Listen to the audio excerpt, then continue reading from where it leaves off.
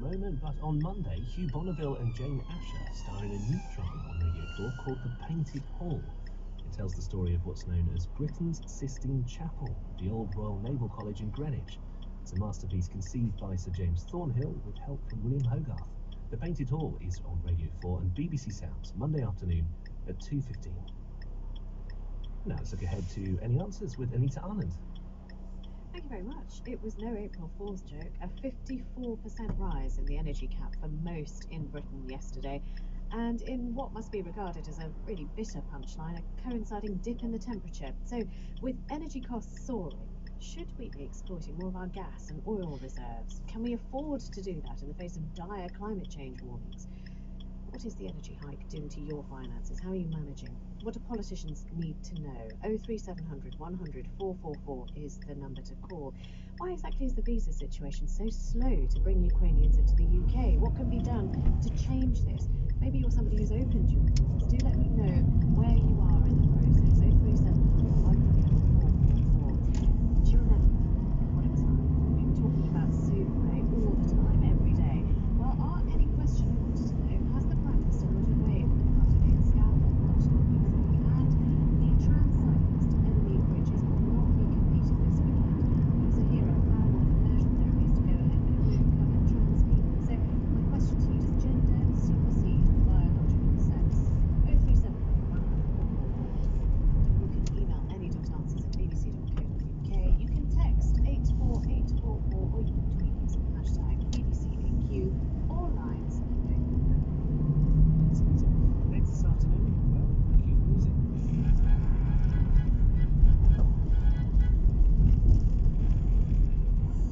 Hello, I'm Steve Punts. I'm Hugh Jones. With us are Reece James, Ola Labib, Luke Kepner, Freya Parker and Stephen Hitch. And this is... One Show!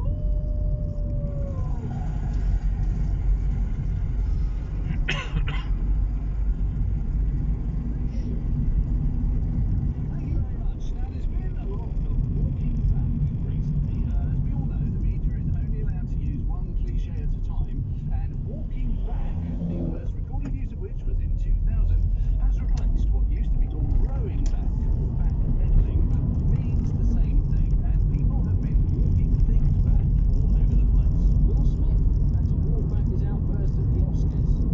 He slapped host Chris Rock on stage. It was the most violent incident at the Oscars since Dame Judi Dench gave Kevin Costner a dead arm when he asked her to sign his Cats DVD. It certainly showed that Hollywood people are only human. You would have thought he could have flown 20 yards across the room in a flying dropkick, but no, he slapped him like he was challenging him to a duel. Now, not that many people, of course, remember how duels work anymore. Mrs. Smith, my name is Reece Moore. I've been planning to bring this tradition back as part of our first principal performance, and I beg the honour to act as your second. The incident was all anyone talked about and overshadowed Will Smith's first Best Actor award. I bet he wishes he had some sort of device that could zap people's memories and make them forget that it ever happened.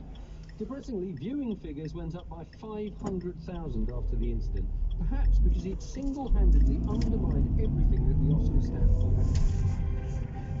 I'd like to thank my agent and the studio and God, and I'd like to say, be who you are, whatever your gender identity, and that prejudice has no place in our society. And also, if someone annoys you, thanks, thank you. It was as if Will Smith didn't get the memo. The deal is, the organisers of these awards flatter celebrities into attending, and then once they're there, they have them insulted for entertainment, and the celebrities are supposed to grin and bear it. And that'll have to change now, for the safety of comedians everywhere. If Ricky Gervais ever hosts the Golden Globes again, he's going to have to do it from inside a shark cage. Oh, okay, hello. So, I can see Will Smith down there. Yeah, I better be careful, because he can be a bit excitable. And so would you if you finally made a decent film again after 20 years. Oh, hang on, here he comes. Oh, he's got a knuckle duster out.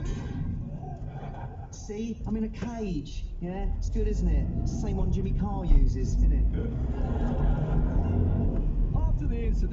shocked silence for a moment. It was the silence of thousands of journalists realising that they suddenly had a story that wasn't about war, COVID or economic collapse. And for 48 hours they went completely over the top. Our main story, that slapping incident at the Oscars. Negotiations between Chris Rock and Will Smith have made no progress. You're watching Good Morning Britain. Welcome back to our extended Oscars slapping incident special. Will it affect your gas bill? In the end, though, it all got walked back. Rock didn't press charges and Smith apologised, explaining his actions by saying that Love makes you do the craziest things. otherwise known as the Matt Hancock defence.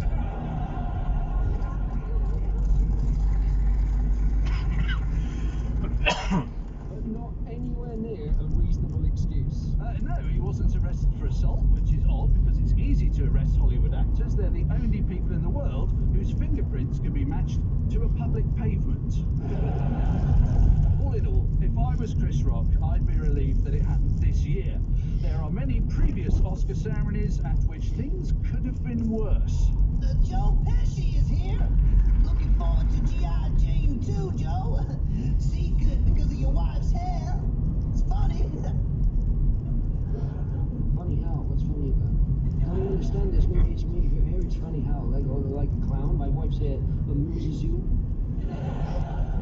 On the other side of the US, the White House has also been forced to walk back comments made by Joe Biden that seemed to suggest he wanted regime change in Russia. In a speech in Warsaw, Biden said of President Putin, "For God's sake, this man cannot remain in power." Mind you, that was what half the Tory party said about Boris Johnson a few months ago, and look what's happened there. Biden said it at the end of a long press conference and after a list of various atrocities committed in Ukraine, but it was a gift to his opponents, and indeed to his predecessor, who weighed in to criticise. I thought it was irresponsible. Frankly, a president had a duty to be careful with what they say and not stray beyond agreed national policy, such as drinking bleach and threatening to nuke North Korea. I got a hole in one, by the way. He also criticised Biden for apparently encouraging a coup in a foreign country. This is a bad thing for a president to do. He should follow my example and encourage a coup in his own country. Did I mention I got a hole in one?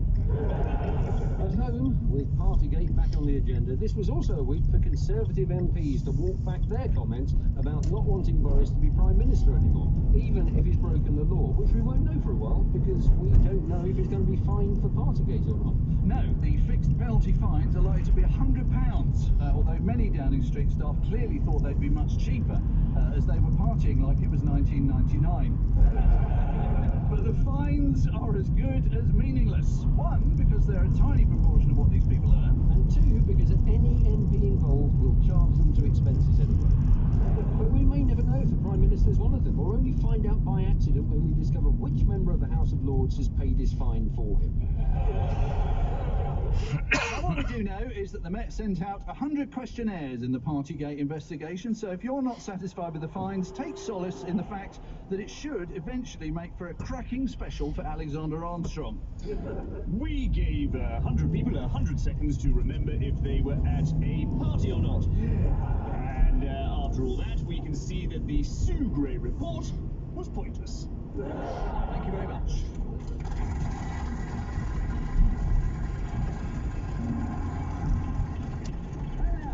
A stand-up comedian who's here to talk about education, and who better to talk about education than someone who looks like he's still at school. It's Rhys James.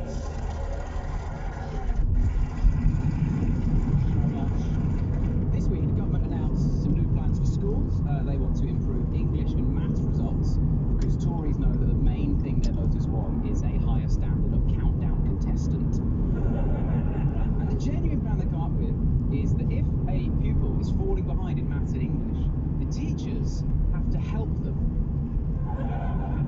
How do they do it? How do they come up with this stuff? It's genius, isn't it? Teachers teaching? Why didn't we think of this sooner?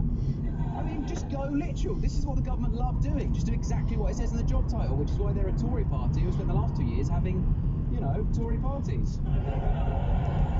They do this every few years with schools, don't they? They announce they want to improve results. And listen, on a personal level, you do not need good exam results. No one checks. I've not once used my results in adult life, not once have I used them for anything. They're not too bad, my results, so why can't I just sell them? That's what I want to do. I'm not using them. I just want to be able to sell my exam results. Rich, posh people get old and buy peerages. Why can't lazy teenagers can't be bothered buy my A-level results?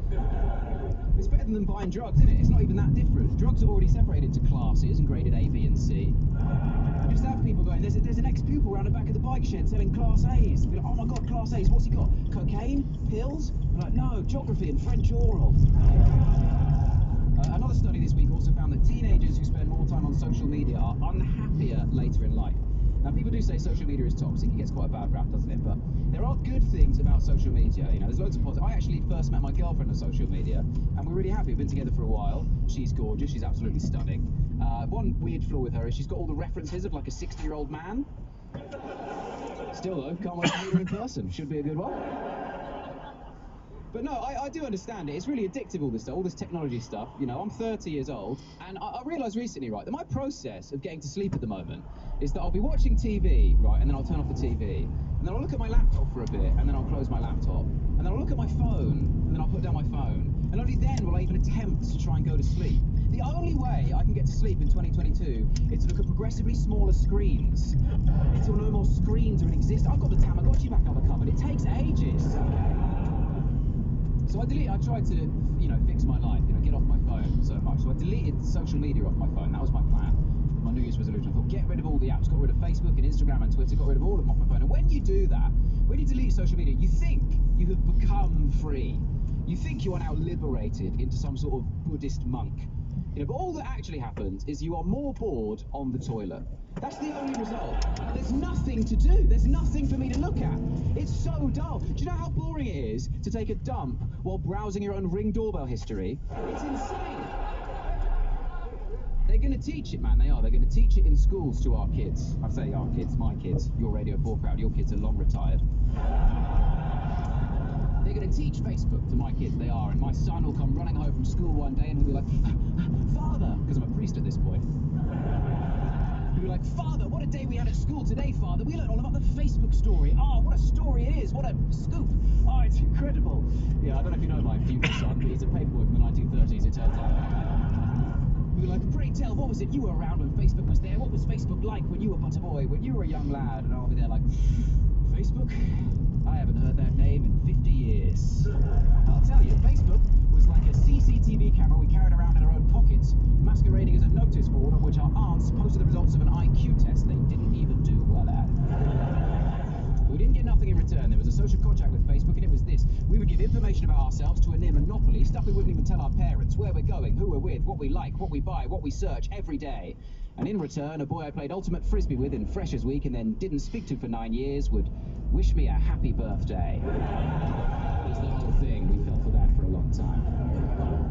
They will teach it in schools, they will. Secondary school, that is, because secondary school does eventually adapt with the times, doesn't it? It keeps up to date. Not primary school, no way. Primary school curriculum in this country has been the same for 1,000 years, it'll be the same for 1,000 more. It never changes. Primary school in this country is about two things: tadpoles and cress. That is it. That is all primary school is. That's all it's ever going to be. 8 years of non-stop tadpole crest propaganda. That's the whole thing. You spend the first 4 years popping out to the pond going, oh, that's going to be a frog in a bit. Spend the next 4 years emptying out old yogurt pots, putting soil in the bottom, trying to figure out the best environment for crest-based growth. Like little scientists spending one of those years being like, is it in the dark?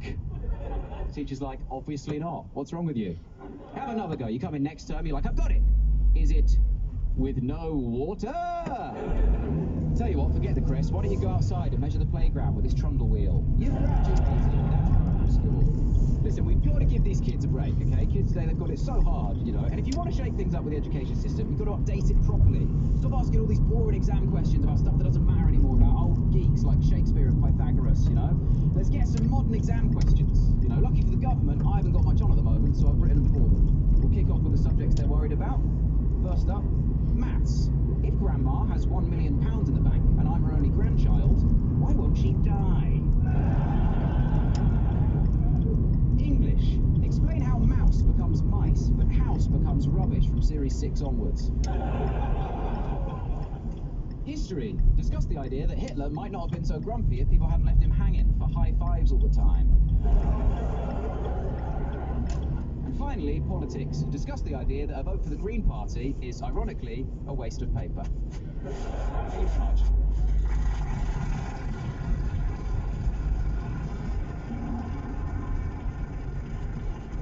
Who's James there? So, last weekend, Formula One held its latest Grand Prix in Saudi Arabia. Some of the drivers weren't entirely happy. Look, Lewis, I know you object to the Saudi human rights record, but the Grand Prix has to be held here. Why? It is the only place we can afford the petrol. Now, arguably, holding Grand Prix in Saudi Arabia at all is an example of what we call sports washing, the practice where a company or a country or an individual can improve their public reputation through ownership, sponsorship or hosting of a major sporting event. But does it really work? Can any villain be rehabilitated by a little bit of sporting magic? Luke, join me. With our combined strength, we can end this conflict and bring order to the galaxy.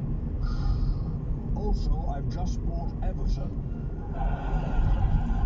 Football fans in Britain are used to coming last, with matches shifted at the last minute for broadcasters or played in London even when they're between two northern teams and there are no trains that day. So sports washers know that the emotional bond to a team will always mean fierce and blind loyalty to whatever's put in front of them.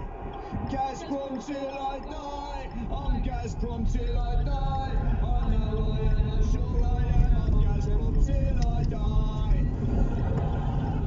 A good example is that Saudi money recently purchased Newcastle United. Some people thought Mike Ashley sold it too cheaply, but let me tell you, there is no way that the chairman of Sports Direct is some sort of huge mug.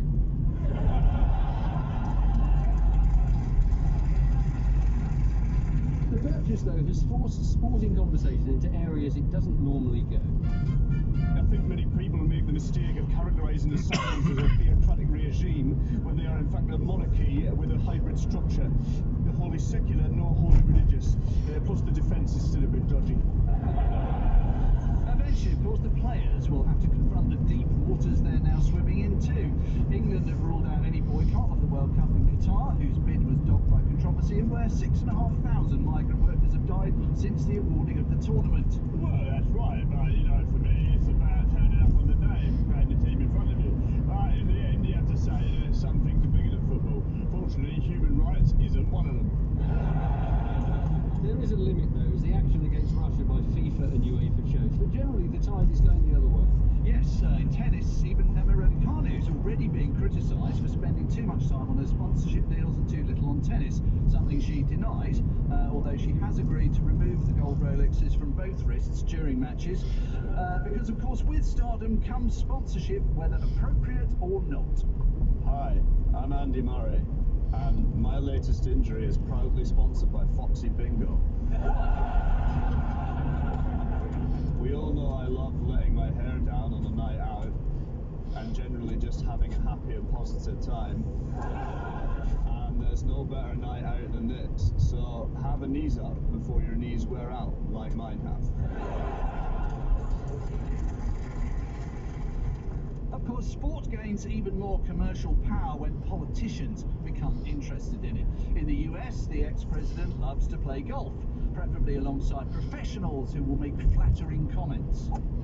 Gee, Mr. President, that is a great shot. Tell me, what's your handicap? I guess it would have to be blondes who aren't afraid of litigation. Let me tell you about my hole-in-one. As a result of the war in Ukraine, though, sports washing has become an even bigger issue because the Russians were great at it. In 2014, they did it when the Winter Olympics in Sochi, a subtropical resort on the Black Sea, became the most expensive games ever held, partially because they had to make their own snow. Mind you, pretty soon nowhere will have snow, which after Putin's attempt to scupper Britain and Ireland from the World Cup gives us another bidding opportunity. Yes, I am delighted to announce that this afternoon we have submitted a bid for Britain to host the 2030 Winter Olympics in our unique facility, the Snow Dome in Hemel Hempstead. Yes, let the world come to Junction 8 of the M1. Hurrah, huzzah!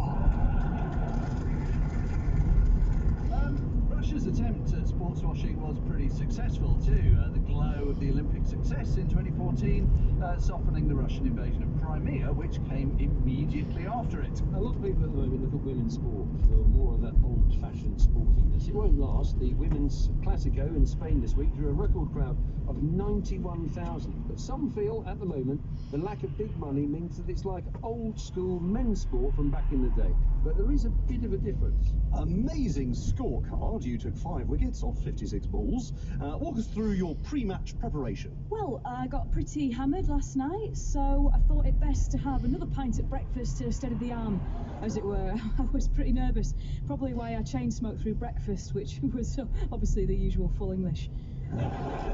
Well, it certainly did the trick. There are 2 more days to the test. Will you get a chance to celebrate tonight? Oh, yeah. I mean, you got to relax and unwind. Me and the girls probably hit the clubs, pick up some guys and either take the party back to the hotel or pull an all-nighter back here in the dressing room. Hey! Donna's chucked the telly out the hotel room window again!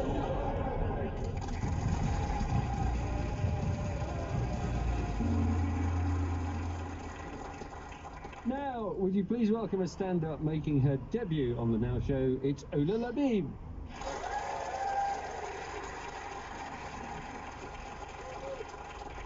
Growing up in Portsmouth as a Sudanese Muslim from a working-class family, I always wanted to be rich and famous. So for inspiration, I'd watch the annual event full of prestigious rich people giving speeches and applauding each other.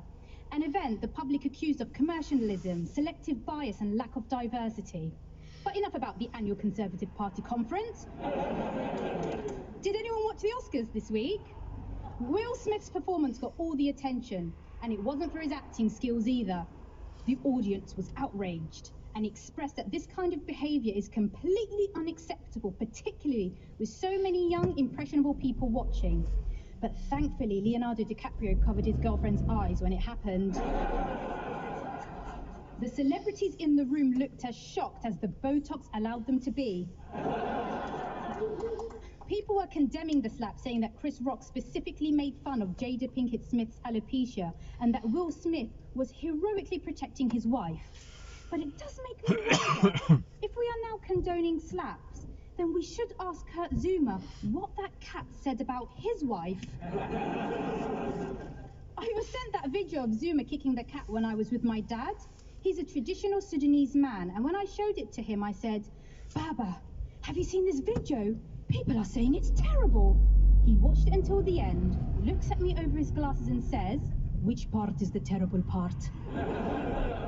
Hollywood and the Oscars have released statements of, "We don't condone violence," and "assault is never the answer," which is ironic coming from an industry that makes most of its money from violent content. Avatar being the highest earning.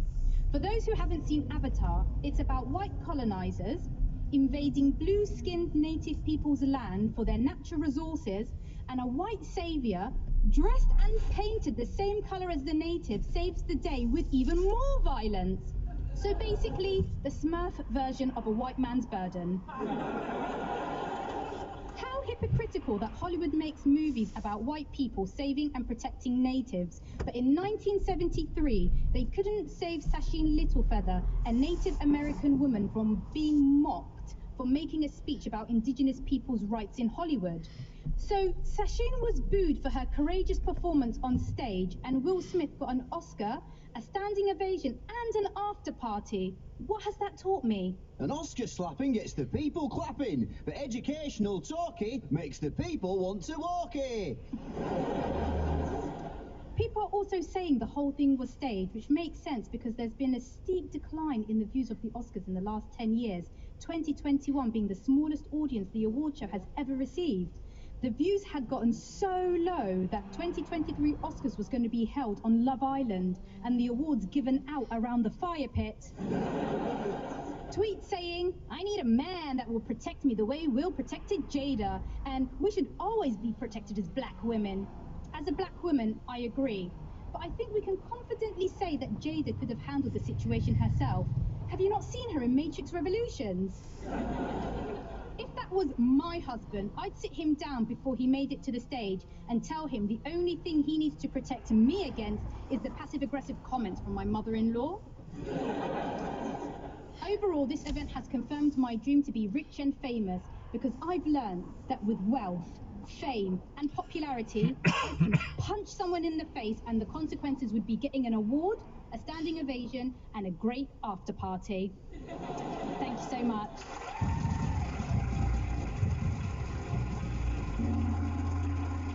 That was Ola Labib.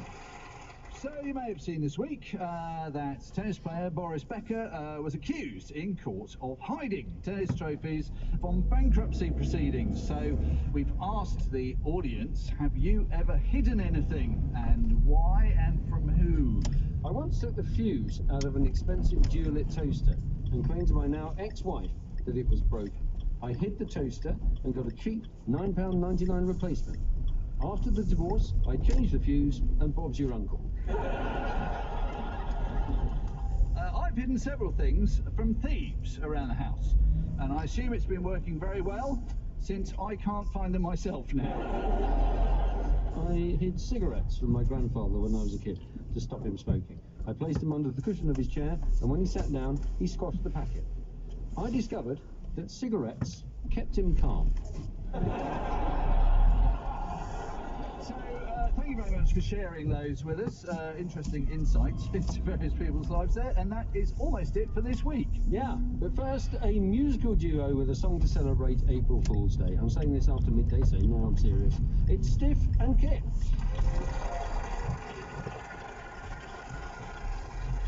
There's a day that comes just once in a year, where we can speak our minds, test the water without fear, like saying to your partner, do you fancy trying swinging? And when he says, what? You say, April Fool's, just kidding. I'm just kidding, I haven't researched it. You can finally tell your boss what you really think. Sometimes I just delete emails when I don't know how to respond to them. Excuse me? April Fool's, just kidding. I don't do that, please don't slap me. You can finally tell your doctor how much alcohol you drink. 15 units. What? More like a day. April Fool's, just kidding. It's actually more like a day. You can tell that guy at work that he's the reason you moved country and shout out, do you love me? And when he answers rather bluntly that he'd rather just be friends, you say that's absolutely fine because this is an April Fool's joke. So... Got ya. Honestly, guys, it's a really cool trick. People have been doing it much longer than you think, like when they said there were enough lifeboats on Titanic, or in April 2020 when they told us not to panic. Really good joke. Yeah, it wasn't April Fool's, just kidding. I hope it's a joke, otherwise it was gross negligence. Because it's gotta be a joke, but Boris is still in power. Whilst he was having parties, we were let out for 1 hour. This government's inability to follow a single rule is proof that we are victims to a 3-year April Fool. Oh my God. We're all waiting for the boomers to jump out, say April prank for destroying Mother Nature and for crashing all the banks. Gen Z are playing April Fools, their fashion is obscene, so it has to be a joke that they don't like skinny jeans because they're really fashionable. As for millennials, no jokes, we're simply winning. No student debt, just second homes. Just kidding. So today, this is your chance. Don't forget to take it. Like us, we're doing the Now Show. Completely, fully naked. April Fool.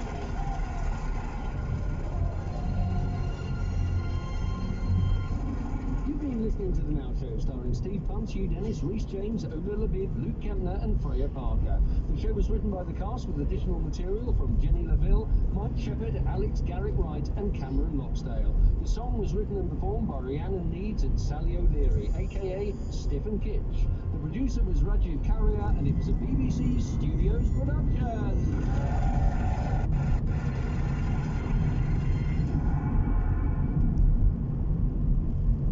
The Now Show is back at the same time next week.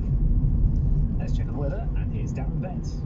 Thank you very much, Chris. Good afternoon. It's another chilly day out there today, with more showers breaking out as well. So far, some of the wettest weather has been across West Wales and the far southwest of England. That should be pulling away in the next few hours.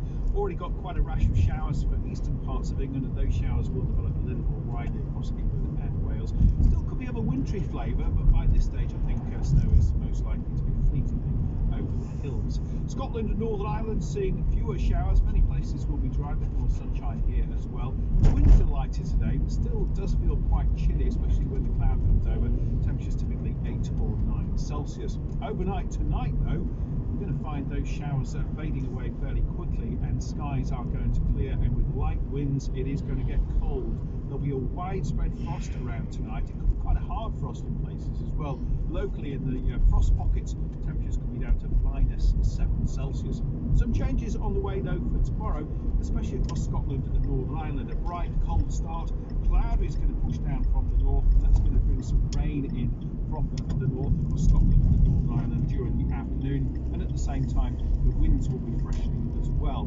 The wind direction looks a little different, I think, for England and Wales tomorrow, so it should be a bit warmer, I think, around some of those North Sea coasts. We start off though frosty widely, a lot of sunshine, the cloud will bubble up, and we'll again see a scattering of showers, lighter, fewer than we're seeing today. Some places will stay dry, and it's not quite as chilly as today, temperatures 10 or 11 Celsius. Thanks, Darren. Later this afternoon, any answers? We'll be asking, are politicians doing enough to help with the soaring cost of living?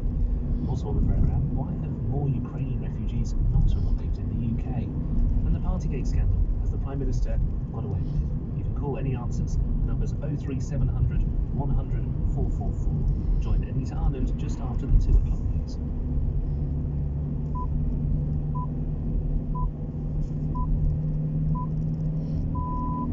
BBC News at 1 o'clock. This is Jane Steele.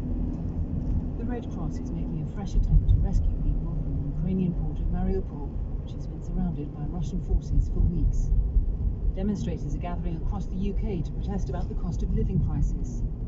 Travellers are facing long delays at Dover, caused by more disruption to cross-channel ferry services.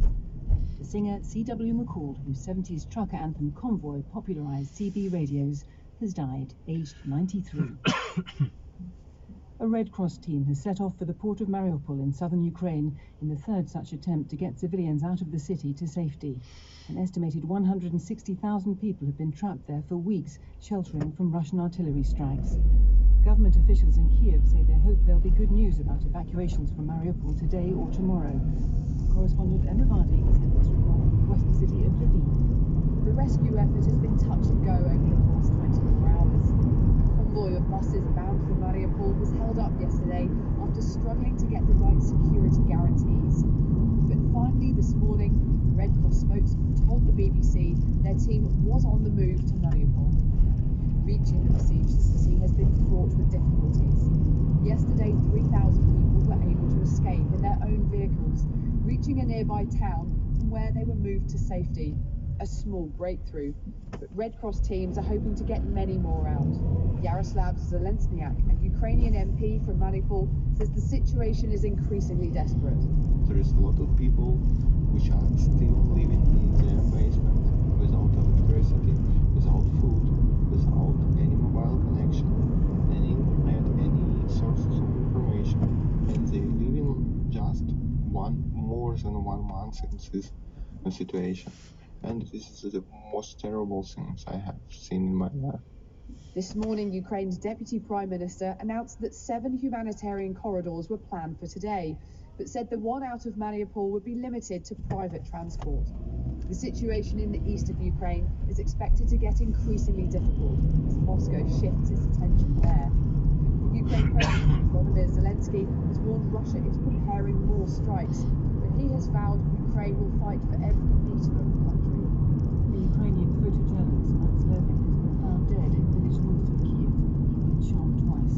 Correspondent Anna Foster reports from Lviv. Max Levin's photos and video of the war in Ukraine had been seen around the world, and he worked with agencies like Reuters and the Associated Press. His colleagues reported him missing on March the 13th, as he reported from Vyshgorod. They said his phone went out of service and they'd had no contact from him since. The Ukrainian Prosecutor General's office confirmed on its website that police had found his body with 2 gunshot wounds in the village of Guta Mezhigorska. He's the 6th journalist to be killed in Ukraine since the war began 5 weeks ago. Pope Francis, who's arrived in Malta for a 2-day visit, has said he's considering an invitation from Ukrainian leaders to go to Kiev. In remarks to Maltese officials, he appeared to criticize the Russian leader, Vladimir Putin, saying that a potentate was fomenting conflicts for national interests. The Pope also called for a shared response to the world's growing migration emergency. Going across Britain to take part in demonstrations against the rising cost of living. The cap on household energy prices was increased yesterday. A hike in national insurance payments is also due this month. Campaigners expect thousands of people to take to the streets. The government insists it's put an unprecedented package of measures in place to help, including the cut in fuel duty and help with energy bills. This report from Sancha Berg. This is the third national protest this year against the cost of living crisis. It's taking place in towns and cities across the UK. The demonstrations are also supporting the sacked P&O workers. In the past 24 hours, millions have seen their bills jump as the price cap was raised on energy costs. Over the past few weeks, the highest level of inflation for more than 30 years has started to hit prices too, especially food. Incomes are not keeping up, whether salary, pension or benefits. Many people say they simply can't pay. More are being referred to food banks, some saying they're having to choose between eating or eating. Most of these protests were organised by the People's Assembly, a campaigning group whose national secretary is the former Labour MP, Laura Pidcock. She said what people were experiencing was intolerable, and the government was indifferent. Drivers heading for cross-channel services at the port of Dover are reporting long queues and lengthy delays for both passengers and freight. P&O ferries are suspended and DFDS are running a reduced number of crossings because one of their ships was damaged while docking in strong winds. Here's our business correspondent Simon Browning. Long queues and delays, the worst possible start to a holiday. The Channel is missing a number of its hard-working ships between Dover and Calais, and it's having an impact this weekend. P&O ferries are still out of service more than 2 weeks after sacking their staff, and DFDS, which was providing extra capacity, has 2 of its vessels out of service. Matthias Muller, an NHS nurse, and his family had a very early start this morning. We left London at 5 a.m, been stuck here for the last 2 hours. We are going to Germany to see my parents for the first time in 2 years. We thought this would be an early start to the Easter holidays. You can see it's come to a standstill. It has been for a while. We are still in a good mood, but Dover is not moving at the moment. Mr. Muller spent more than 3.5 hours queuing, and freight businesses are reporting delays of up to 15 hours, which is causing significant disruption around Dover. Logistics UK said bad weather had also had an impact, but its members were sticking to plans and trade was slowly flowing. The Port of Dover has said its operators are working hard to process the traffic, clear local congestion and get people on their way as swiftly as possible. The advice is always, check before you travel. Police in Sri Lanka declared a 36-hour curfew across the country to try to head off planned anti-government protests against worsening shortages of food, fuel and medicines. The capital, Colombo, has already spent 2 nights under curfew following unrest on Thursday, during which hundreds of people attempted to storm the home of President Gotabaya Rajapaksa. 5 to 11-year-olds in England can now get a low-dose COVID vaccine. Jabs for this age group are already widely available in the rest of the UK. Professor Martin Marshall, who chairs the Royal College of GPs, told the BBC he hopes there would be strong demand for the vaccine. We don't know what proportion of parents will bring their children forward. We suspect and hope that it will be high because the vaccination is the most important element of the whole programme against COVID. For this group, the case for vaccination remains strong. So this is about parental choice, but we hope that most parents will decide that it's the right thing to do. Now sport, and the Premier League is back after the international break. With the details and the rest of the action, here's James Gregg. The first game back after that international break is Liverpool at Anfield. They can go top of the Premier League table if they pick up a win at home to Watford. And John Bennett is watching the action for us. Yes, it's Liverpool 1, Watford 0. Watford have played well. Liverpool haven't really got out of second gear, but they lead. And as it stands, they're top. Diogo Jota heading in a lovely floated Joe Gomez cross on 22 minutes. But that came just 34 seconds after the Liverpool keeper Alisson had made a really good save to deny Cucho Hernandez one-on-one. Cucho had another effort saved before that, and Ismaila Sarr has gone close for Watford as well. Heading towards half-time, Liverpool 1, Watford 0. Thank you very much indeed, John Bennett. Now, leaders before Liverpool kicked off with Manchester City. They play later away at Burnley at 3 o'clock. In the Scottish Premiership, there are 5 games, all kicking off at 3. The top 2, Rangers and Celtic, play tomorrow. A record attendance is expected in Cardiff later in the Women's Six Nations. Scotland, the opponents for Wales. The Welsh will be looking to build on their win in Ireland last week, while the Scots travel off the back of what was a heavy defeat to the title holders England. Here's the Scotland coach, Brian Eason. 20 minutes and 40 seconds when the clock against England, it was 14-5, and they were actually looking quite composed. I was quite pleased. At 29 minutes on the clock, they scored 3 tries from 3 silly mistakes. And so what we talked about is just that composure and not compounding those errors. In Rugby Union's Premiership this afternoon, Exeter host bottom of the table Bath. Gloucester will look to keep their playoff push when they host Wasps. Northampton hosting Bristol. Newcastle go to Worcester. In the United Rugby Championship this afternoon, second place Ulster are looking to avoid consecutive defeats. It's already underway and the score is scoreless. And England's Georgia Hall carded a 1-under par 71 in the second round of the Chevron Championship. It puts herself 4 shots off the lead at the women's first major of the year in golf. Japan's Hinako Shibuno produced a 6-under round of 66 to take a 1-shot lead on 9-under par. James Craig. The country singer C.W. McCall, whose hit Convoy inspired a film of the same name, has died at the age of 93.